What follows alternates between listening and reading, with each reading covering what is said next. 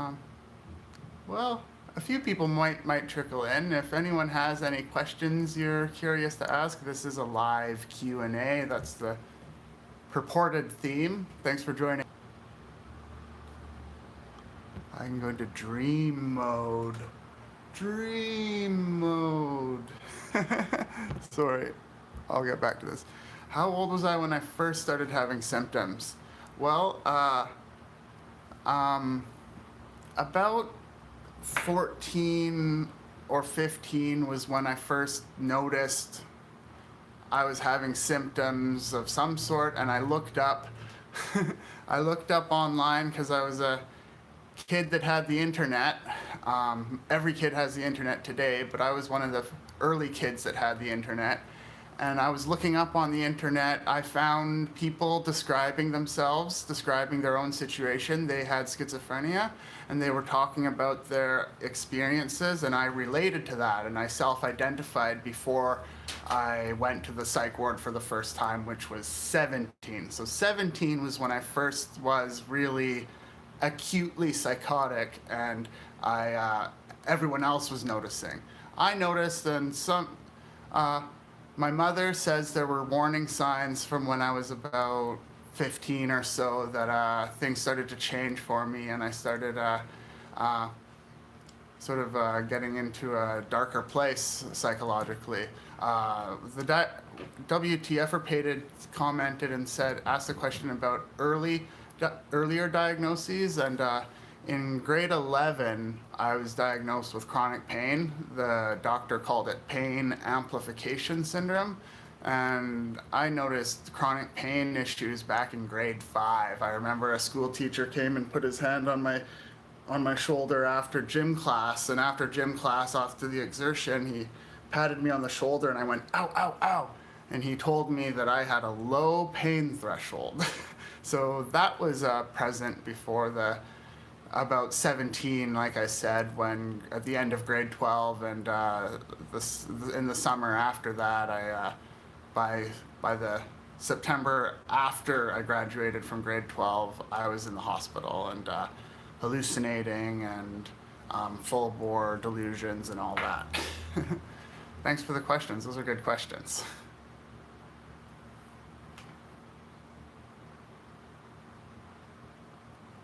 In your wrist, but it took a long time to get it recognized for what it was. For sure, it does take time to get things recognized.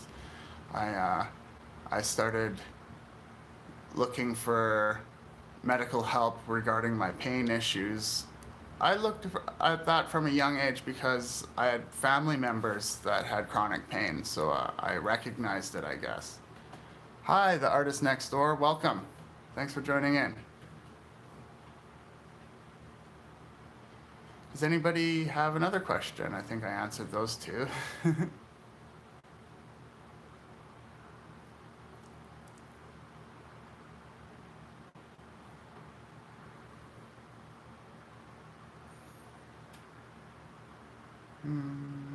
think your channel is excellent. Thank you. Thanks for the comment.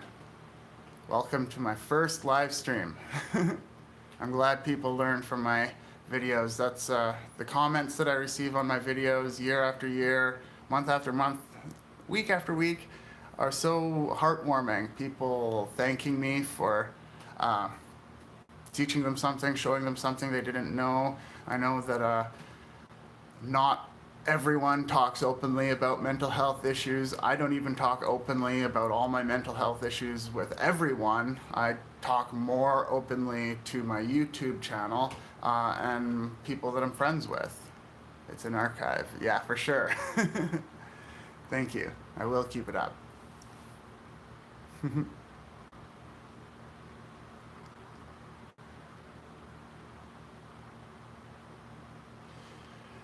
Yeah, that's a troubling situation when somebody has an addiction problem and the social services industry and the homelessness outreach industry talk about patients or clients that are not fit for treatment. And if someone is having really intense substance use, and they can't go straight into a normal psych ward because they would go into withdrawals perhaps, and that would be dangerous. The withdrawals from some drugs are like a form of psychosis, and it's like it would be a huge thing to handle, to just cut people off drugs because they couldn't keep doing the drugs in the psych ward.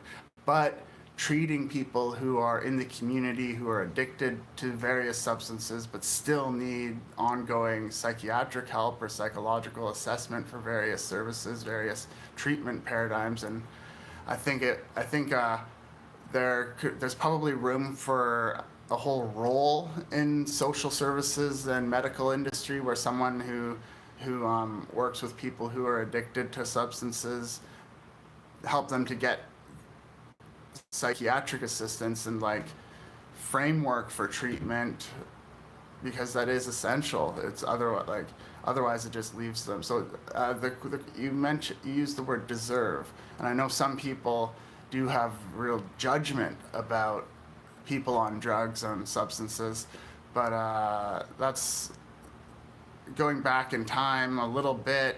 Mental health issues would be viewed with just as much disdain from people saying, oh, they're crazy, just leave them in the loony bin, don't support them, don't give them houses, don't give them welfare money, don't give them that.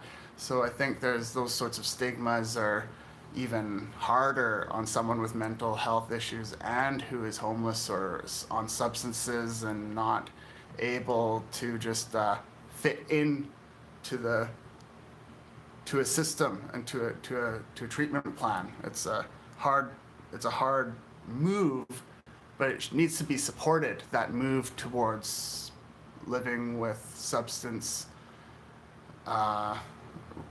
use reduction and still getting the help psychiatrically that they need for real mental health issues that are distinct from all the other issues with the substances and social position and everything. Mm-hmm.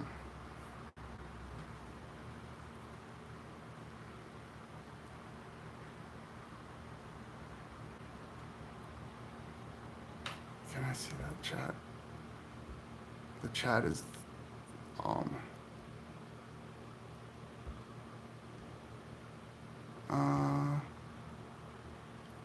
yeah, 429 Fire Horse, about living in a very conservative area.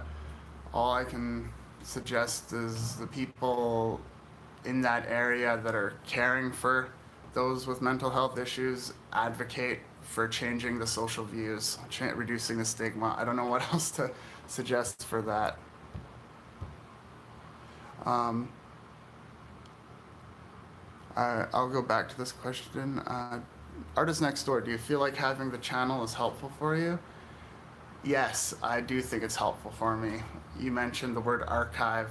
I do appreciate being able to put my thoughts out there and look back in my history and see where and what I thought various things that were at some points I thought my videos were much more meaningful or quality than they were, and then I look back and later and it's really amateurish, and also sometimes my state of mind is not very solid or steady, and I thought it was. Sometimes I've deleted videos, and other times I've changed the descriptions to reflect that I was in a weird state when I made those videos, but it has been good. Sometimes I'll look back at some of those old videos and I'll remember things that I wouldn't have without that diary or record or archive.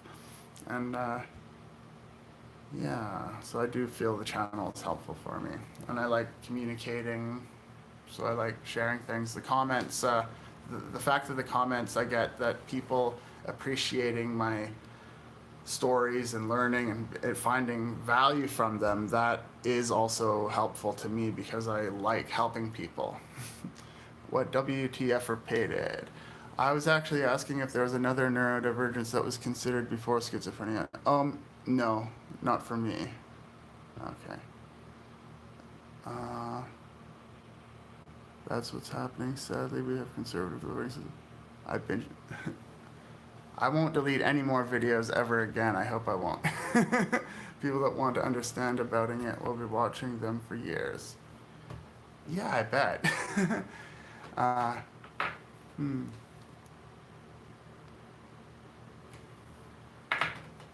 Thanks, guys. Yeah, everybody engages in different ways, whether through comments or likes or just watching and learning. It's obviously um, everybody gets something different out from YouTube and different individual channels. Sometimes comments are really wild to me, and I don't know where they came from. And sometimes comments are just a lot of thanks, so it's good.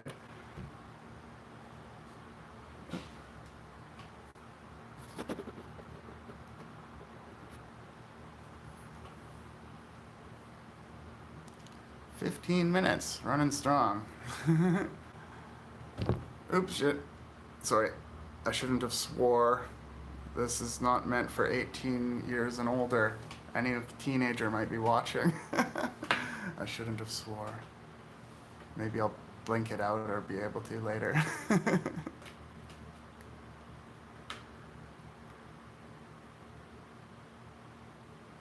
I make this video more low quality every time I kick the stand.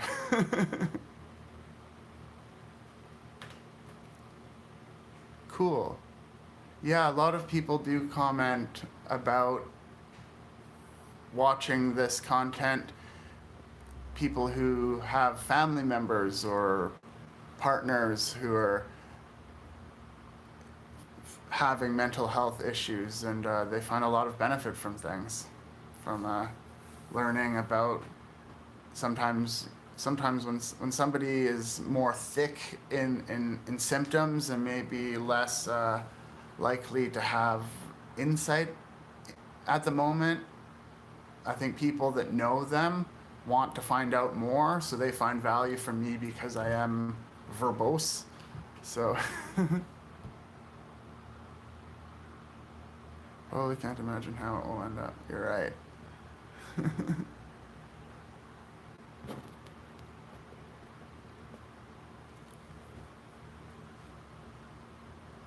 Well, does anybody have any other questions? I think I might be almost done this today.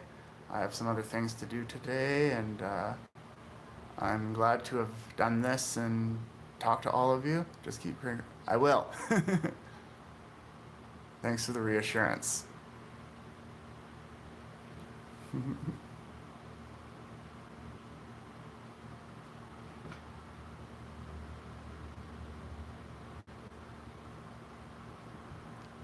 Whoa, I'm in a dream again. These are funny filters. What's this docu? Hardline documentary style.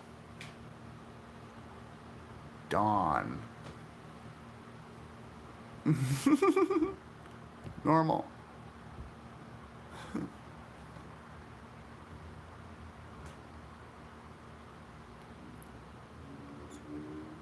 Hmm.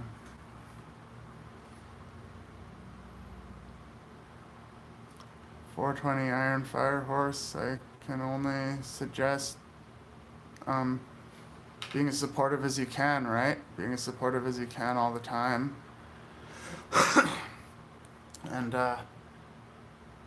not trying to fix, but you also can't just, it's hard to just watch someone say things when they're manic, and I guess when the person is calmer and in a clearer state of mind, probably the things you say to be supportive are more impactful than resisting or fighting or changing or trying to work at their perspective when they're in the high mania zone. The high mania zone it's too frightening. It might be better just to get out of there or but it's hard because it's just hard for sure. So good luck with that. Good luck.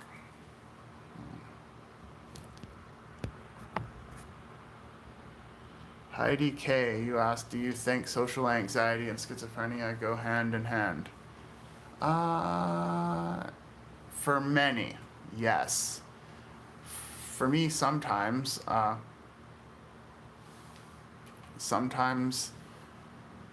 when I have a jolting anxiety trigger, the anxiety can go from here to here really quick. And I noticed that especially since I quit smoking tobacco. I quit smoking tobacco in 2012, and after that I started having a lot more social anxiety. Apparently going for a break every 5 minutes to have another puff kept me regulated in a certain way. So I noticed more anxiety after I quit tobacco than I ever noticed before, but they used to give me Ativan a long time ago in 2002, 2003 when I was in the hospital. And so anxiety has gone together with it for me. Well, everyone, you're welcome, everyone. I will keep doing my videos. I will keep working at it. And I'll do a live Q&A session like this again. Surely it was fun. I like doing questions and feedback right off the top of my head. I might mumble over my sentences a couple times, but I know that thinking on the fly is often productive. So thanks, everyone. Your questions were really great at provoking my thought and response, and I wouldn't have had those responses without your questions. So that's great. Okay, I'm gonna cancel this now. Bye, everyone.